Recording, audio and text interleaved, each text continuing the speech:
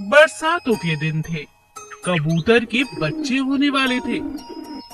कबूतर ने अपने पेड़ पर ध्यान दिया। उसे लगा कि उसका पेड़ इन बरसातों में टूट जाएगा। उसे घर बदल लेना चाहिए, इससे पहले कि उसके अंडे बाहर आ जाएं।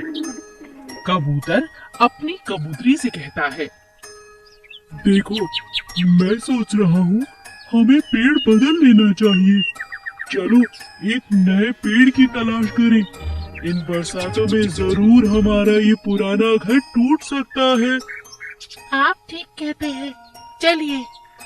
दोनों कबूतर और कबूतरी नए पेड़ की तलाश में निकल जाते हैं।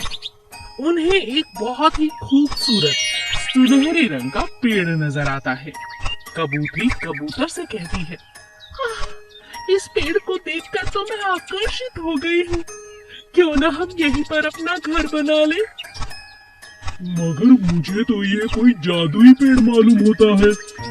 इस तरह के सुनहरे पत्ते मैंने आज तक नहीं देखे। क्या कहा? जादुई पेड़? क्या सच में जादुई पेड़ भी होते हैं? हाँ हाँ, होते हैं। अरे नहीं होते, चलो ना यही घर बना लेते हैं। कबूतरी के बहुत जिद करने पर दोनों वहीं पर घर बना लेते हैं। कुछ दिनों के बाद उनके अंडे हो जाते हैं, लेकिन अंडे जहाँ होते हैं वहीं चिपक जाते हैं, वहाँ से हिलने का नाम ही नहीं लेते। इस बात का शक अब कबूतरी को होने लगता है कि सच में वो पेड़ जादुई है।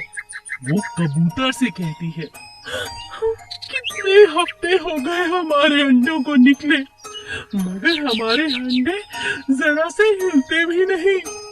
मुझे तो शक है तुम्हारी बात सच है, ये पेड़ जादुई है। क्या कहा? अब दोनों बहुत हैरान और परेशान हो जाते हैं। रोने की आवश्यकता नहीं है। क्या क्या कौन बोला?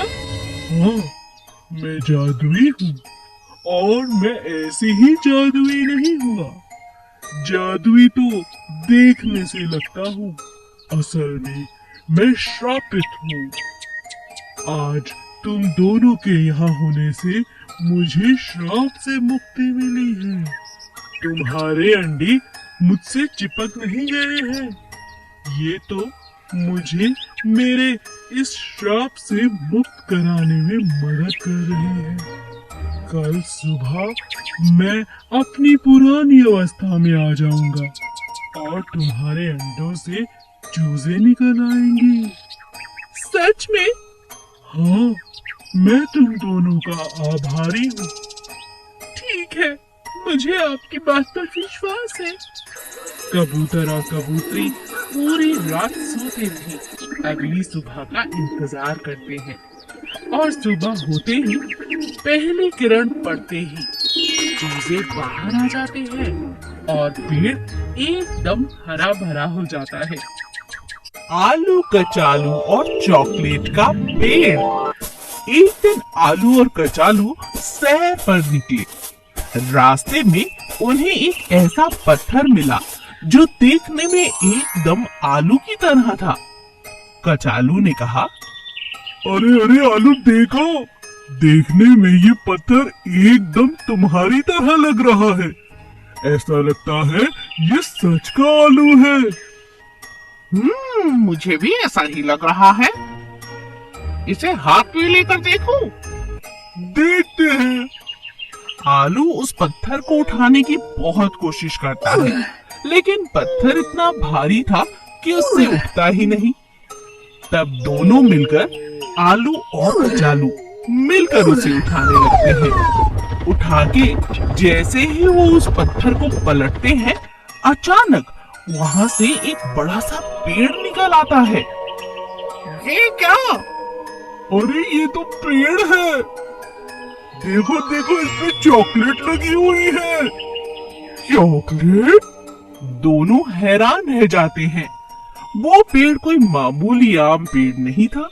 उसके ऊपर तरह तरह की टॉफियां, लॉलीपॉप और चॉकलेट लगी हुई थी।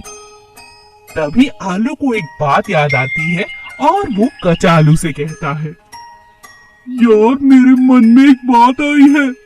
जानते हो, बचपन से मेरा एक सपना था, जैसे शहर और गांव के बच्चे वो बहुत सारी टॉफियां चॉकलेट खाते हैं ना, काश हमें भी मिले और हमारे पास भी ऐसा पेड़ हो। मैंने सपने में कल ऐसा ही पेड़ देखा था। मुझे क्या मालूम था आज ये जादुई पेड़ हमें मिल जाएगा। क्या कहा? ऐसा है? कचालू बहुत हैरान रह जाता है। फिर आलू फिर से कचालू से कहता है, अब बाकी बातें छोड़ो, चलो चलकर टॉफी और चॉकलेट खाते हैं। आलू और कचालू उस पेड़ पर चढ़ जाते हैं और जी भर के चॉकलेट खाते हैं। चॉकलेट खा के वो थोड़ी सी चॉकलेट अपने दोस्तों के लिए ले लेते हैं। वो सब तो ठीक है, मगर कहीं ऐसा ना हो कि इस चॉकलेट से हमारा पेट खराब हो जाए। नहीं नहीं, ऐसा कुछ नहीं होगा, तुम चिंता मत करो। अब नीचे उतर जाते हैं। आलू कचालू पेड़ से नीचे उतर जाते हैं। एक थैले में अपनी चॉकलेट और टॉफियां डाल देते हैं। लेकिन थोड़ी देर बाद जब वो पलटकर देखते हैं तो वहां पर जादुई पेड़ था ही नहीं। दोनों एकदम हैरान रह जाते हैं। अरे ये क्या हुआ? कहाँ गया वो पेड़? दोनों ये चमत्कार देखकर हैरान रह जाते हैं और एक दूसरे की शक्ल निहारते रह जाते हैं। तब आलू कचालू से कहता है, ये तो ठीक मेरे सपने की तरह गायब हो गया। अब तो जल्दी से घर चलो कचालू, डर लग रहा है। दोनों डर के मारे अपने घर जाते हैं और घर जाकर मजे से चॉकलेट खाते हैं। प्याज की खेती। राघव हर साल अपने खेतों में सिर्फ और सिर्फ प्याज की खेती किया करता था। अक्सर वो इस बात का ध्यान रखता था कि बाजार में कौन सी सब्जी की बहुत ज्यादा डिमांड है। अक्सर उसी सब्जी का वो खेती किया करता था। प्याज की हमेशा ही बाजार में अच्छी डिमांड रहती थी, इसीलिए वो ज्यादातर प्याज ही बोता था। एक साल प्याज के दाम आसमान छूने लगे थे। राघव की पत्नी ने उससे कहा, अजी सुनते हो, बीज डालने का समय हो गया है। पूरे गांव ने बीज डाल भी दिए और आप अभी तक बाजार से बीज लेकर भी नहीं आए हो। बात क्या है? अरे तुम तो नाराज हो जाती हो। आज वहीं जाने का मेरा प्रोग्राम है। मैं शहर जाकर बीज लेकर आता हूँ और उसी दुकान से लाऊंगा जहाँ से हमेशा से लाता हूँ। मुनाफा तो बिल्कुल निश्चित रूप से होगा। राघव शहर उसी दुकान पर जाता है जहाँ से वो हर साल बीज लेकर आया करता था। लेकिन इस साल वो दुकान बंद थी। आस पास पूछने के बाद पता चलता है कि अब वो दुकान घाटे में जा रही थी, इसीलिए हमेशा के लिए बंद हो गई। राघव को किसी और दुकानदार और उसके बीच पर बिल्कुल भरोसा नहीं था। राघव खाली हाथ घर लौट आता है। उसकी पत्नी ये सारी बात सुनकर हैरान रह जाती है। ये आपने क्या किया? एक दुकान बंद हो गई तो क्या हुआ? अरे किसी और दुकान से ले लेते। सारी दुनिया एक ही दुकान से हमेशा ही थोड़ी ना बीज लेती है। अब क्या बोओगे, क्या करोगे? मैं तो कहती हूँ कल ही जाओ और जाकर बीज लेकर आओ। अगले दिन राघव नई नई दुकानों पर जाकर बीज के लिए बात करता है, मगर कहीं भी उसे प्याज के बीज नहीं मिलते। पूरे बाजार में प्याज के बीज खत्म हो चुके थे। यही बात जब वो घर में पत्नी को आकर बताता है तो वो बहुत नाराज हो जाती है। हे भगवान, जिसका डर था वही हुआ। अब क्या करेंगे? मुनाफा तो छोड़िए, खेती करना ही मुश्किल है बिना बीज के। तो राघव मुस्कुराते हुए अपनी पत्नी से कहता है, मैं जानता था तुम यही कहोगी, लेकिन इस बार मेरे पास एक उपाय है। उपाय? कैसा उपाय? राघव घर में पड़ा हुआ एक पुराना संदूक खोलता है और उसमें से कुछ बीज निकालता है। अपनी पत्नी को दिखाते हुए राघव कहता है, ये बीज देख रही हो, ये मरते हुए माँ ने मुझे दिए थे।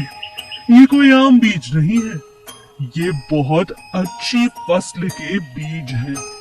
माँ ने कहा था, कभी किसी मौसम में अगर ऐसा हो कि बीज न मिले तो इन बीजों को खेतों में डालकर गुजारा कर लेना।